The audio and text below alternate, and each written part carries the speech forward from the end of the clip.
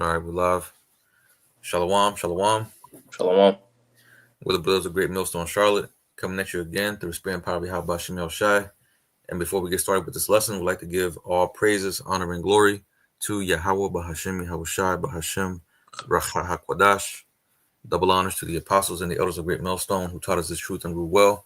Peace and blessings into the hopeful elect, pushing his word throughout the four corners of the earth in truth, righteousness, and sincerity. To you we say shalom. Shalom.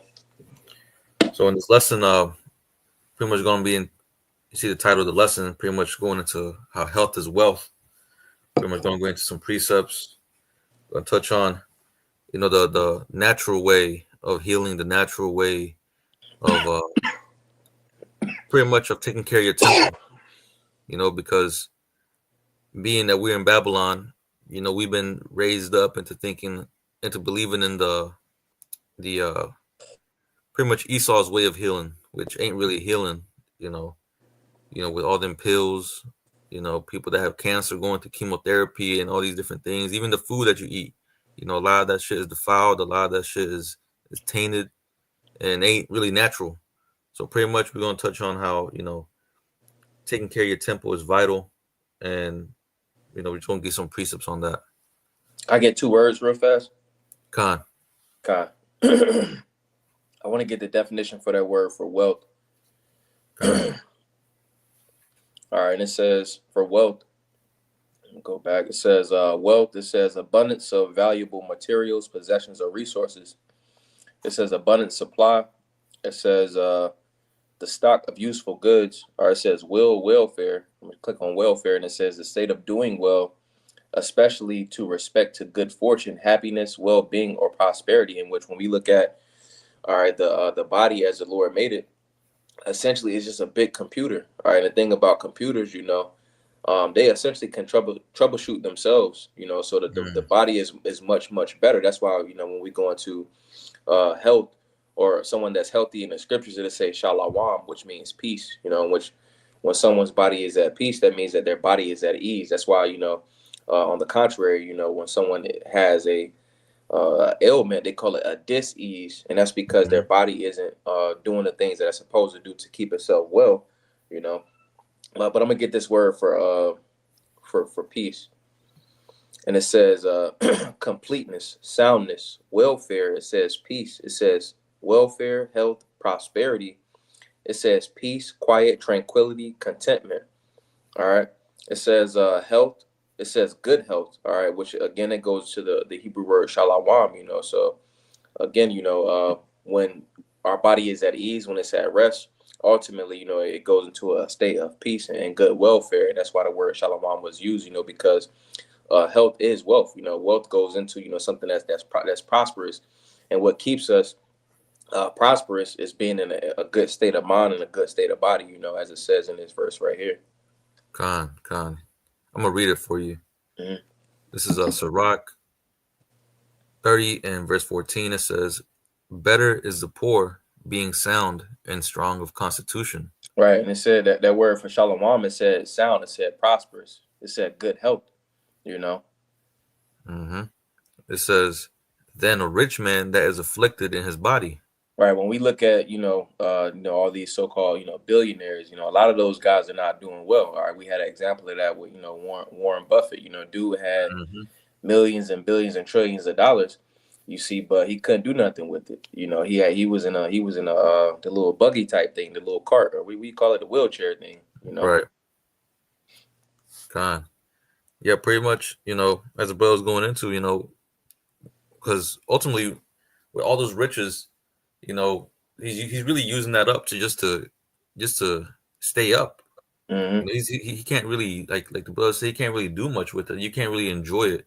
That's the reason why it says better is being poor with sound and strong constitution, because when you have all your members of your body and you're able to move, you're able to like pretty much I guess live life without no like thorn in your side. Ultimately, you can be able to enjoy things a lot more better. Even if you're poor, you can be homeless and you can be able to enjoy, what I'm saying, moving around and doing things. But except when you're rich and you're afflicted, you got some sickness, you got cancer, you got certain ailments. you can't really like you're always suffering. You're always in hell, even if you have all these riches. So riches don't really mean shit in this life. If you ain't got your health up, up in order. But verse 15, it says, health and good estate of body, so like your health and good estate of body are above all gold, and a strong body above infinite wealth. You see? So exactly what we're saying, um, having your body in order, having your body, in a good condition, healthy, strong. That's like Jake should be looking for that instead of chasing the bag. We see a Mm-hmm. lot of Jakes that's not eating right, not taking their the diet serious, not working out, not doing certain things that the body requires, and we see them coming up into some money, but then they end up dying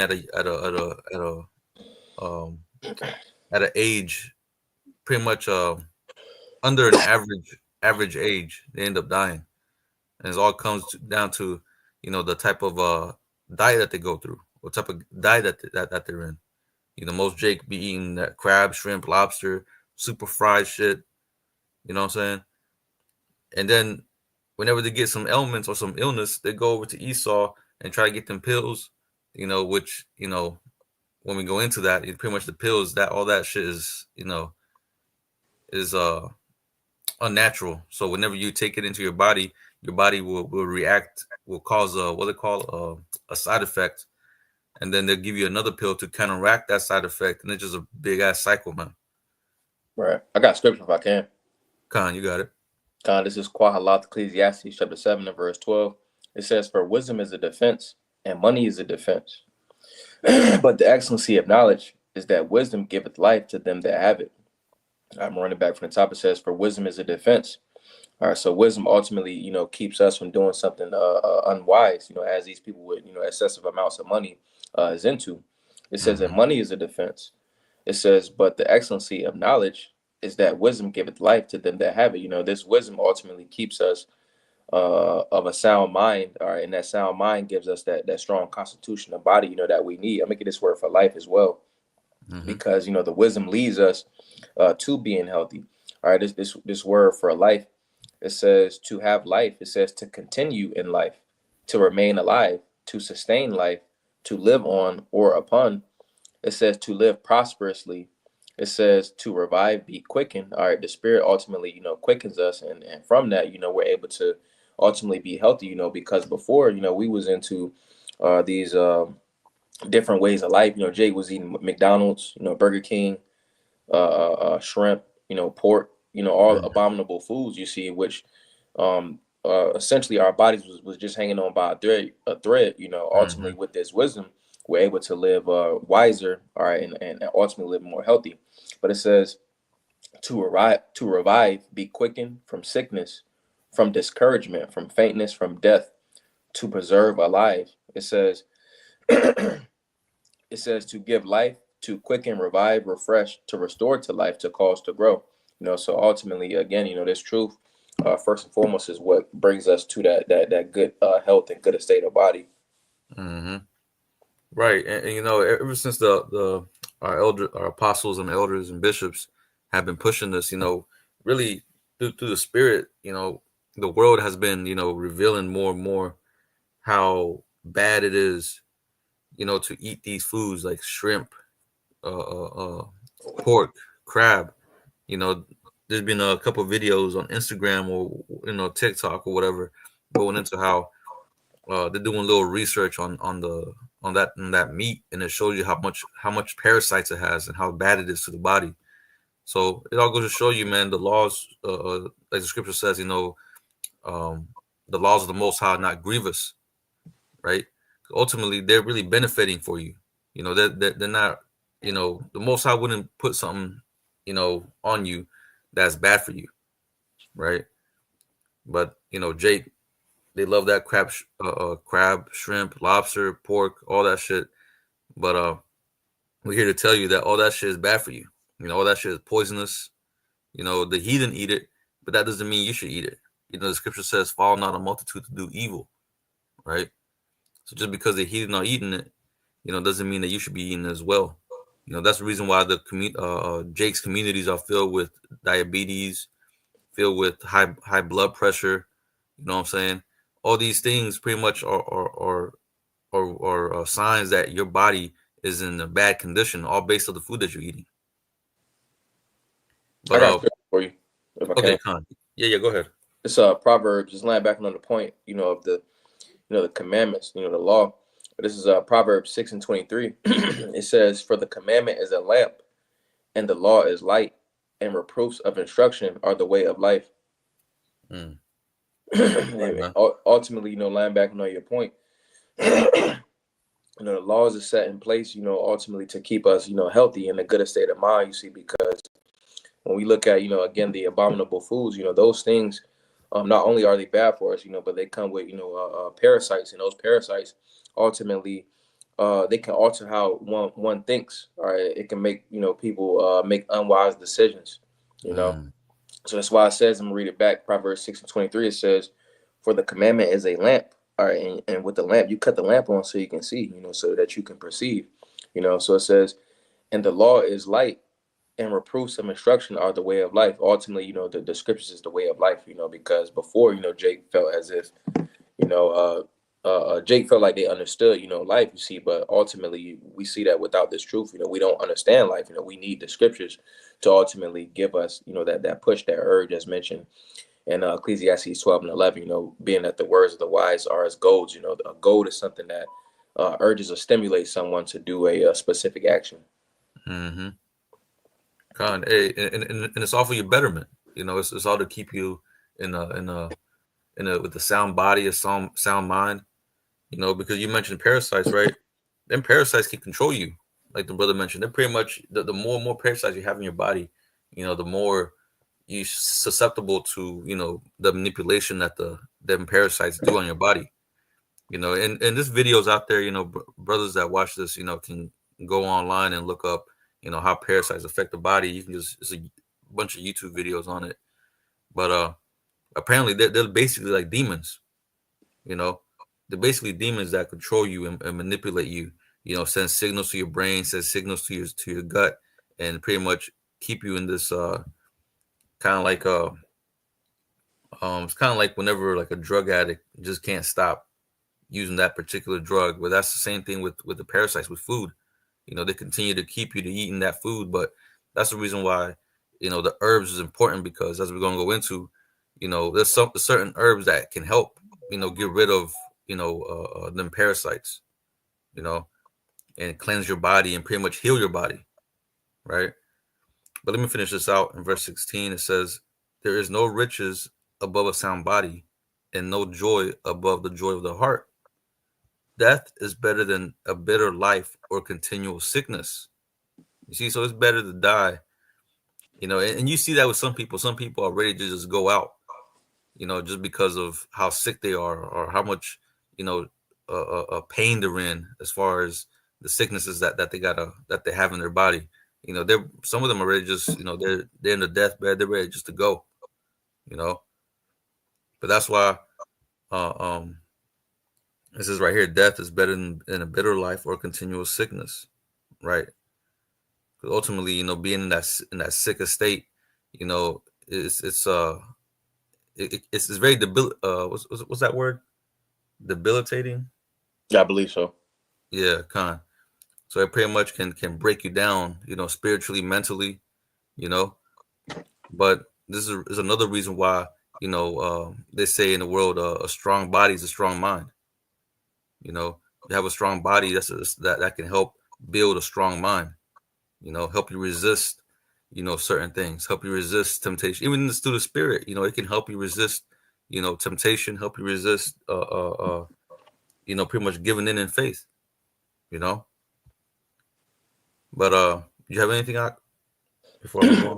I believe it's more in this down like verse 25. Oh, okay. Con. Want me to just continue reading straight down? Yeah, just keep on. Con. Verse 18. It says, delicates poured upon a mouth shut up, or as messes of meat set upon a grave. It says, what good doeth the offering unto an idol? For neither can it eat nor smell, so is he that is persecuted of the Lord. Right. So it's like, those, like we had got the example of Stephen Hawkins, he can't really enjoy the different benefits, in his life, because he's in a state of continual sickness. All right, whatever sickness the Lord put upon him, but that essentially serves it as a judgment of the Lord. Hmm. It says, verse 20, he seeth with his eyes and groaneth as a eunuch that embraces a virgin and sigheth. Right. And a eunuch is somebody that doesn't have their rod, so essentially it's like they see something that they would like get into, but it Hmm. ain't nothing they can do about it. Hmm. It says, give not over thy mind to heaviness, and afflict not thyself in thine own counsel. Right, because we're going into it says health is wealth. All right, so your health goes into your body, the bones, your muscles, the whole 9 yards. So it says, give not thy mind to heaviness, because the reason why I said that is because our mind also has something to do with our health as well. It says, give not thy mind over to heaviness, and that's essentially what Esau calls depression. It says, give not thy mind over to heaviness, and afflict not thyself in thine own counsel. Con.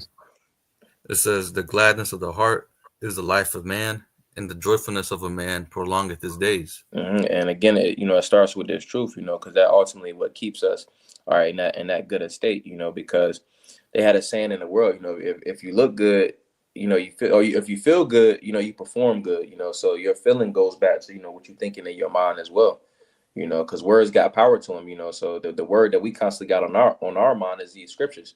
That's why I said the gladness of the heart is the life of man. Ultimately these scriptures is what gives us our gladness, and that's life to us. And it says the Hmm. joyfulness of a man prolongeth his days, and that's ultimately what keeps us all right in that good estate. Hmm. It says, love thine own soul, and comfort thy heart. Remove sorrow far from thee, for sorrow hath killed many, and there is no profit therein. Again, going into depression, but it says love thine own soul, because showing love to yourself, you showing that you care for yourself is, essentially eating the correct foods. A king is gonna be as it says in a king is gonna be mindful, of his diet, because a king understands that, all right, your diet is essentially is the fuel for the rest of the body. It says, Hmm. love thine own soul and comfort thy heart. Remove sorrow far from thee, for sorrow hath killed many, and there is no profit therein. And they have did studies, to where people they died from, like broken hearts or heart attacks and stuff like that, because they Right. were continually thinking upon whatever made them sorrowful. It Right. says, yeah, you about to say something, bro? Oh, no, no, go ahead. It says, verse 24, so like, envy and wrath shorten the life, and carefulness bringeth age before thy time, in which carefulness goes into anxiety.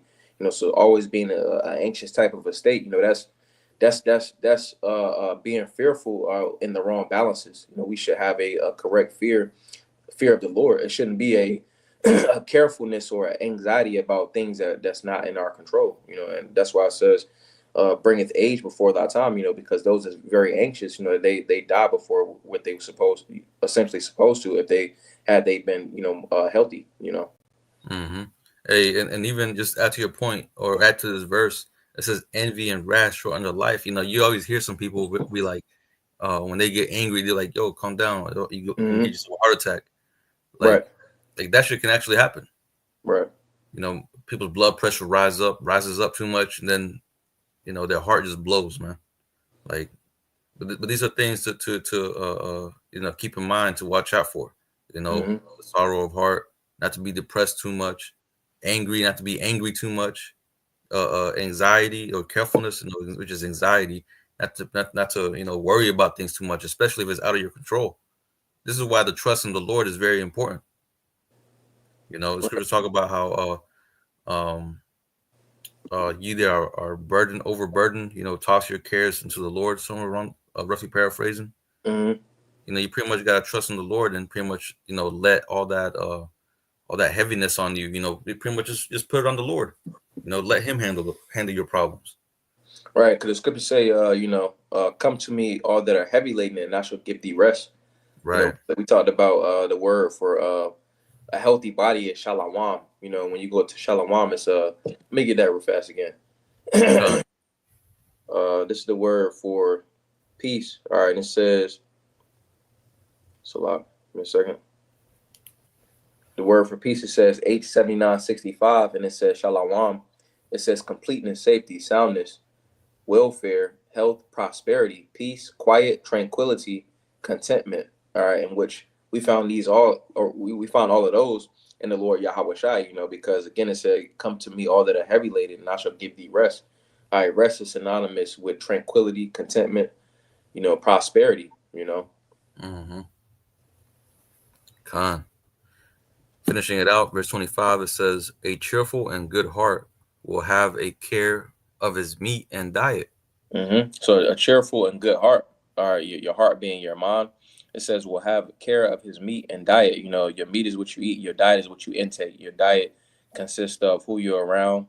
All right, Mm-hmm. what types of clothes you wearing. What your lifestyle is like. What you're directly involved in. Let me get that word for diet real fast. Mm-hmm. Right, because diet doesn't really go into just one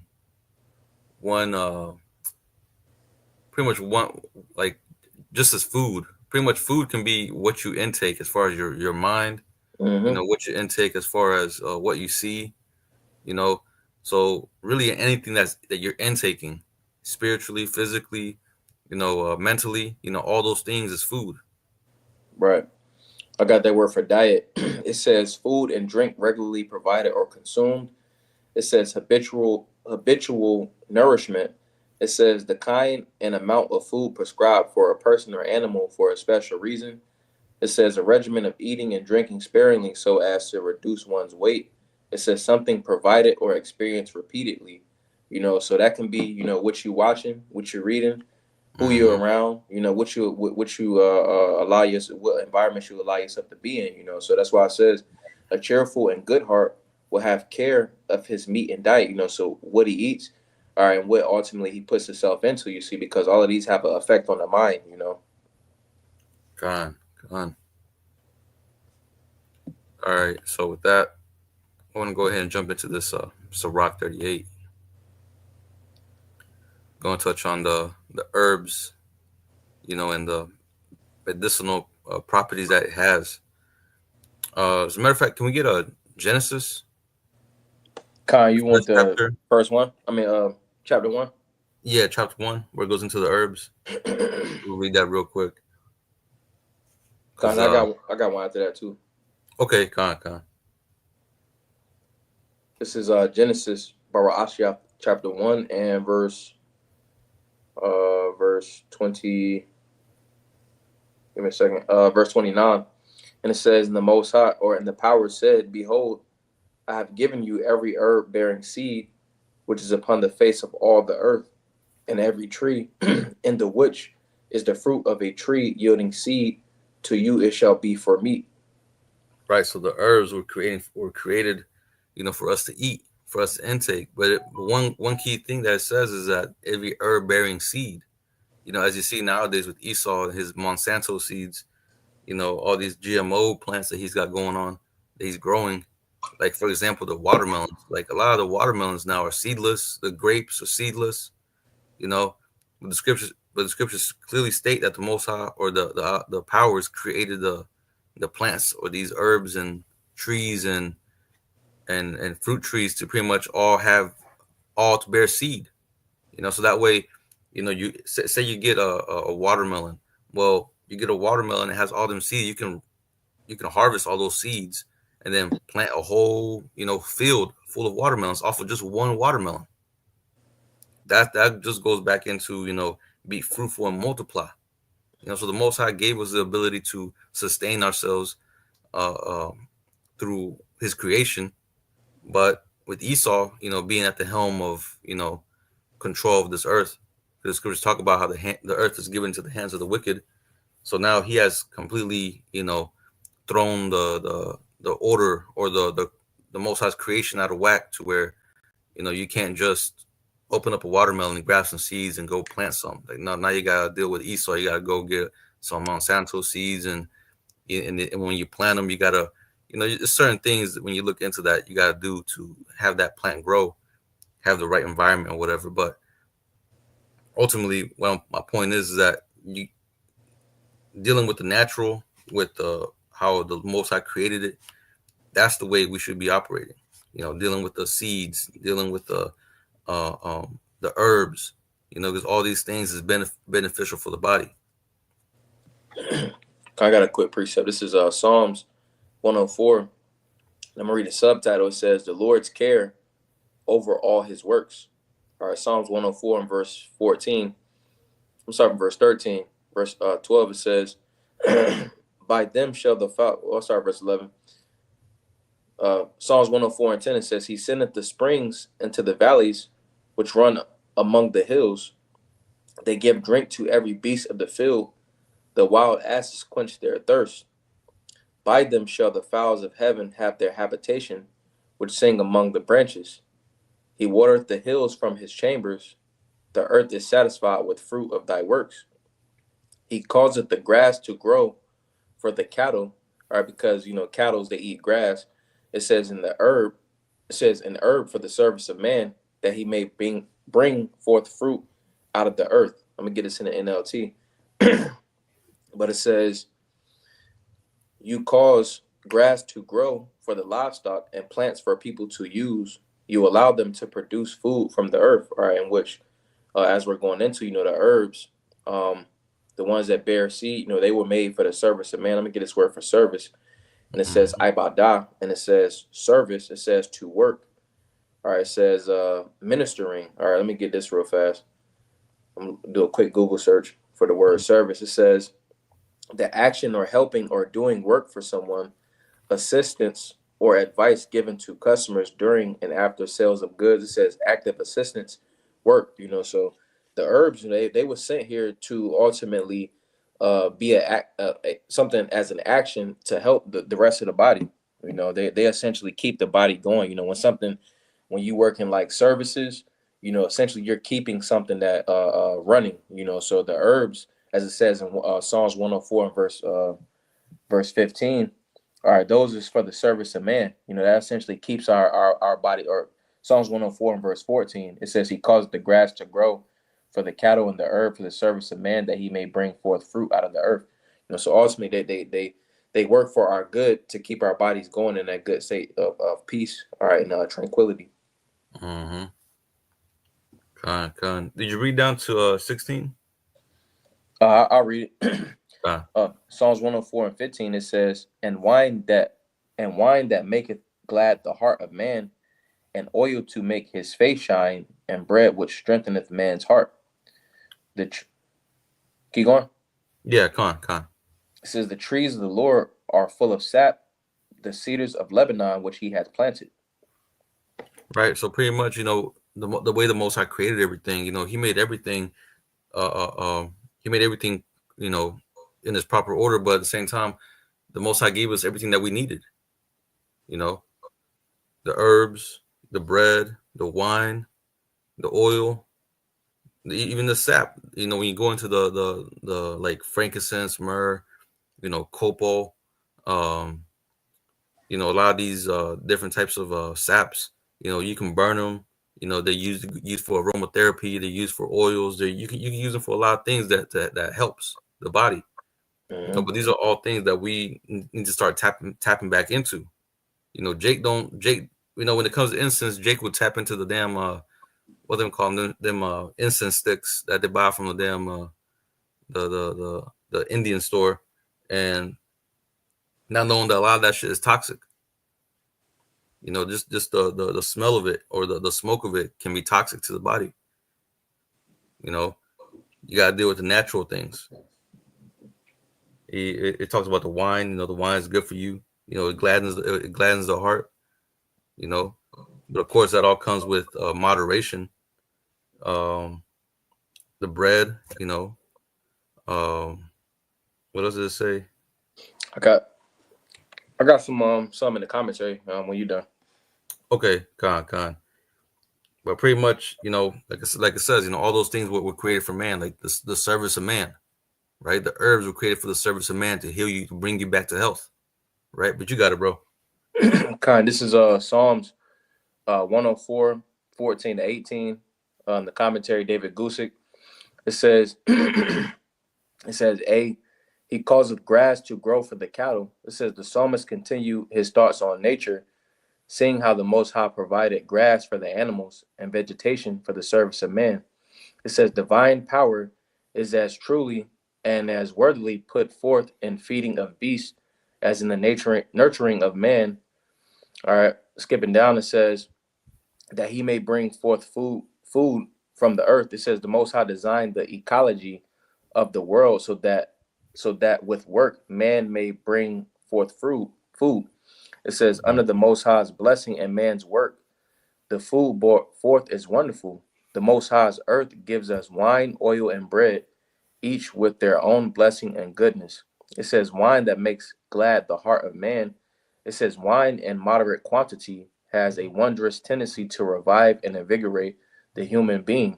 It says, um, it says, it says ardent spirits exhilarate, but they exalt, which they call wine spirits, or they call alcohol spirits. But it says exhilarate, but they exhaust the strength, and every dose leaves man the worse. It says unadulterated wine, on the contrary, exhilarates and invigorates.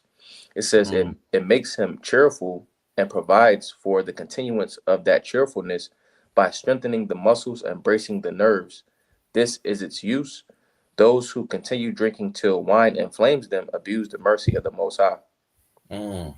Right here, a little bit more, it says, the trees of the Lord are full of sap. It says the psalmist had a vision of how healthy and vigorous nature is, in which vigorous means full of vigor, vitality, which means life. It says, he that of the mighty cedars of Lebanon, and how in their sap-filled health they give a place where the birds make their nests. So not only do the cedars, not only are they full of sap, they provide for nests for the birds, so everything is full circle. All right, so they are the trees of the Lord in the sense that no human hand planted them. He planted these mighty trees. It says, Salah. It says, whoever planted the seeds of the cedars of Lebanon, or the thousands of woods of forests on the globe. It says the Most High himself sowed those seeds, and they have sprung up and flourished without the care of man. Skipping down, it says, thus these are worthy to be called the trees of the Lord, for towering stature and enormous girth. Thus in the care of the Most High seem to be effectual and all sufficient. If trees uncared for by man are yet so full of sap, we may rest assured that the people of the Most High, who by faith live upon the Lord alone, shall be equally well sustained. You will observe the word sap is inserted in italics. It is not there in the Hebrew. The trees of the Lord are full, or rather, which gives the meaning clearly, the trees of the Lord are satiated and satisfied, the cedars of Lebanon which he hath planted. And pretty much the point, going back to the subtitle of the chapter, the Lord's care over all his works. So the Lord has made it. The Lord has made it. He broke it down Barney style, so to speak. Made it simple. To where everything is already provided. It's just that we have to put forth our hand, to that wealth, all right, and the health, Right. Come on, that's heavy. Sure, we can touch on this though. Sirach 38. Start with this. Sirach 38 and verse 1. It says, honor a physician with the honor due unto him, that for the uses which ye may have of him, for the Lord has created him. Right. And that's a true physician, someone that really deals with, the what they call it, the homeopathic way. With the herbs, the spices, making teas, tinctures, all that kind of stuff. But it says, for the Most High, for of the Most High cometh healing, and he shall receive honor of the king. Right, because ultimately it's through the Most High that you receive the healing. You can use all these herbs. You can, eat a healthy diet, but ultimately from the Most High is the one is through Him that comes the healing. Mm-hmm. You know, and Baba Kushad, you mind getting Deuteronomy 32 and 39? This is Deuteronomy chapter 32 and verse 39. And it says, "See now that I, even I am He, and there is no power with me. I kill and I make alive. I wound and I heal. Neither is there any that can deliver out of my hand." Right. So both the power of life and death comes from the Lord. You see, He's in control of all things. If you get wounded, it's all because of the Lord. The Lord sanctioned that. If you get healed, the Most High sanctioned that. Right. So everything comes through the Lord. Right. But I wanted to get something else too because in verse 1 it talks about honored physician. Baba Kushak, can you get Matthew 8 and 16? Okay. This is Matthew chapter 8 and verse 16. And it says, when the when the even when the even was come, they brought unto him many that were possessed with devils, and cast out the spirits with his word, and healed all that were sick, that it might be fulfilled which was spoken by Isaiah the prophet, saying, Himself took our infirmities and bare our sicknesses. Right, because ultimately Yahweh Shai is that ultimate physician, you know, and through Yahweh Shai coming back and giving his life upon the cross, he became the ultimate physician and bringing us back to life, through this word ultimately. But I just wanted to bring that out because it says honor a physician with the honor due unto him, and we got to understand that Yahweh Shai is the ultimate physician. He's the one that's ultimately leading us back to them old paths. The scriptures talk about Jeremiah, was it 6:16? Where's the seek ye the old paths, where's the good way and walk therein. Ultimately, our Lord Yahweh Shai is bringing us back to them old paths, man. Bringing us back to remembrance of all these things that we once had. We once had all the knowledge of these herbs, of how to live and all this and stuff, all this and that. But it's through Babylon or America and Esau being at the in the power seat that we lost all this, and now we're coming back to it. But as a matter of fact, even the older generation, they knew somewhat about homeopathic healing and all this stuff. It's really just now since recently, Jake's been just really being through out here, man. When it comes to diet, when it comes to medicine, Jake doesn't even know how to, do something small like for the common cold or anything. Jake go to the doctor and get some pills or get some what they call it, the tussin, the NyQuil and all that shit. But really, you can do all that shit at home. Get yourself some honey, get yourself some lemon. You know, uh, there's a lot of things you can do. To help. When you're sick, to just get you back in shape or get you back up. But continue reading in verse 3, it says, "The skill of the physician shall lift up his head, and in the sight of great men he shall be in admiration." It says, "The Lord had created medicines out of the earth, and he that is wise would not abhor them." Right, man? Like I said, the homeopathic way, dealing with the herbs. Shit. They even say in the world that your food is your medicine. So what you eat, the vegetables, the greens, the fruit, all those things is good, is ultimately medicine for your body, because each thing, it contains a certain amount of nutritional value in it, minerals, vitamins, which is something that Jake is lacking right now. Jake is very malnutrition because all Jake likes to eat is McDonald's, cookout, pretty much nothing but fast food. And a lot of things that Jake be buying, is all microwave, microwave food, heavily processed foods, which have no nutrients in it. But let's see. Let me read down verse 5. It says, "Was not the water made sweet with wood, that the vigor thereof might be known? right, going into whenever the Most High told Moses to smite that tree, and that wood fell in the water and it turned the water sweet, right? Just showing you that some of these trees, some of these plants out here have different uses, man. It says, and he hath giveth men skill that he might be honored in his marvelous work. With such doth he heal men and taketh away their pains. That's right. Baba Kushad, do you mind getting Exodus 15 and 22 and read down to 26? Because that's going to go into the account with Moses. This is Exodus chapter 15 and verse 22. And it says, so Moses brought Israel from the Red Sea, and they went out into the wilderness of Shur. And they went 3 days in the wilderness and found no water. And when they came to Marah, they could not drink of the waters of Marah, for they were bitter. Therefore, the name of it was called Marah, in which, if I can mention, Mar means bitter. Marah also means, I'm going to this word right here. Marah also means bitter. But it says, and the people murmured against Moses, saying, what shall we drink? And he cried unto the Lord, and the Lord shewed him a tree, which when he had cast it into the waters were made sweet.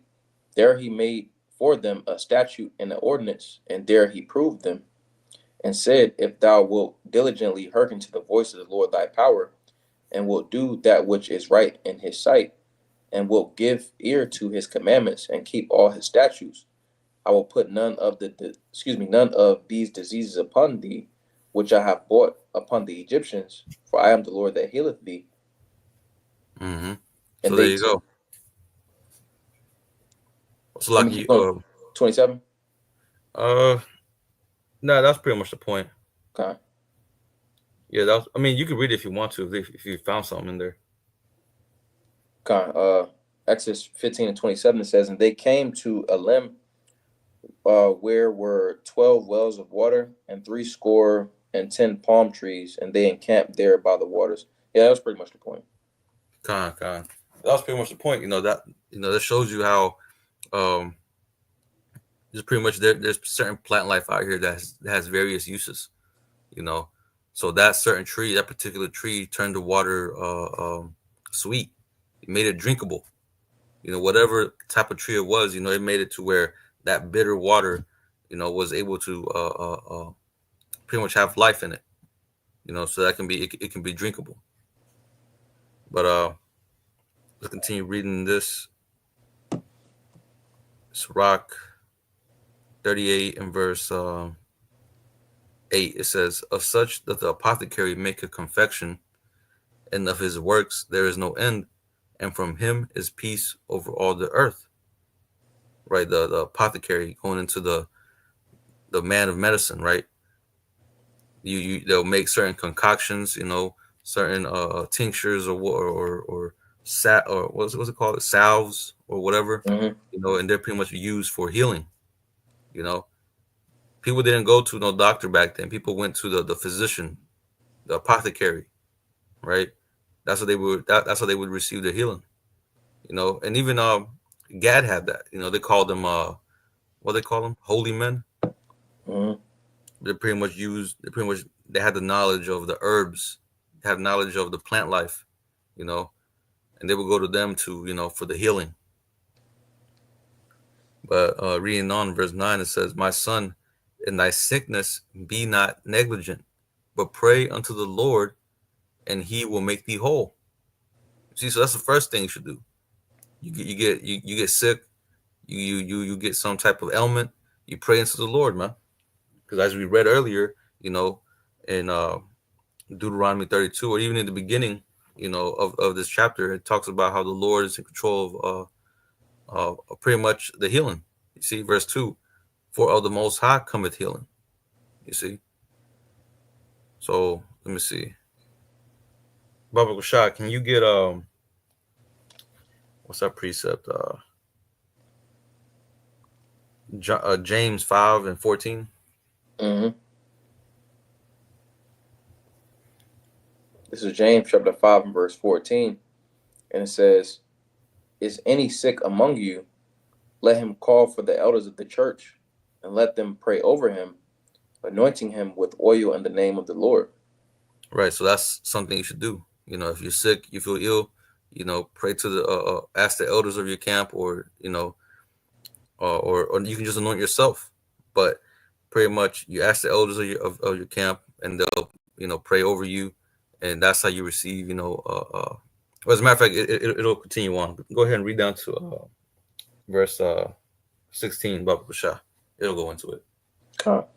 Verse 15, it says, "And the prayer of faith shall save the sick, and the Lord shall raise him up. And if he committed sins, they shall be forgiven him. Confess your faults one to another, and pray one for another, that ye may be healed. The effectual fervent prayer of a righteous man availeth much." Right. So the prayer of Salaki, read that back again. Okay. That latter part. It says, "The effectual fervent prayer of a righteous man availeth much." Right. So the prayer of a righteous man availeth much. Right. So you can't discount the power of prayer, man. Prayer, like, really, that's all you need, because ultimately is your faith. Through your faith, that's how you're going to receive the healing. Look at what happened to that lady that touched the garment of Yahweh Shah. She became whole because of the faith that she had in the Lord. See, so she ended up becoming whole just by touching his garment. You see, in the same way, we gotta, have that power of faith, to pray over, whenever we're sick or whatever, going through certain things, have that faith, to pray to the Lord, or even just to, just have that faith, and the Most High can bring you out of that, and soon we're gonna come to the time period where we're gonna start seeing miracles, man. We're gonna start seeing, because of someone's faith, some brother's faith, they're gonna be, made whole. Might have some illness, and then all of a sudden that illness is gone, right? But all that comes with the faith. That's the first thing, and then you deal with the herbs. But let me see. It says, reading back this, Sirach 38:9, it says, "My son, in thy sickness, be not negligent."